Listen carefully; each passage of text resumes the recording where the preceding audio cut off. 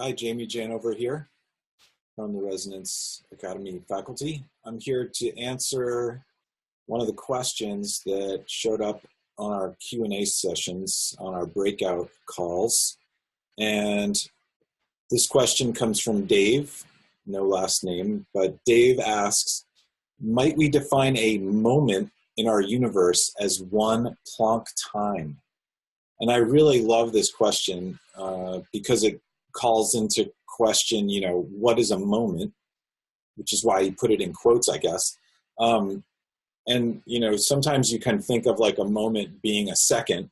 I think a lot of people think of a split second or whatever as a moment, but a split second is pretty long compared to the Planck time. The Planck time is related to the Planck length, and the Planck length is 10 to the negative 33 centimeters.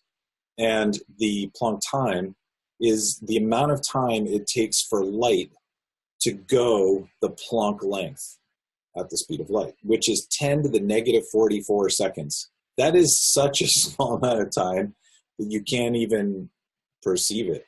As a matter of fact, I think the shortest amount of time that we've been able to measure is 850 zeptoseconds, which is something like 10 to the negative 22,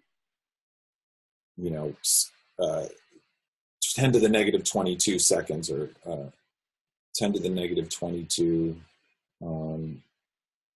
compared to the 10 to the negative 44 is not just 22, it's 22 orders of magnitude. So we haven't even begun to be able to record a Planck time. But I think that's a really good point, that a moment could be considered a quanta of time, the smallest quantity of time that's measurable. There's no amount of time shorter than that amount of time that makes any sense whatsoever. So yeah, I think the short answer is yes. A Planck time, one unit of Planck time, is the shortest possible measurable time, and therefore that could be a moment. You think of the pixel resolution of your screen as kind of like the resolution of what you see. And in Nassim's theory, the Planck pixels, the spherical pixels known as voxels, Planck spherical units, PSUs, are the pixels of our existence. And so you could think of Planck time as the pixels of time that make up our existence as well, because space and time, thank you, Einstein, is an equivalence, E equals mc squared.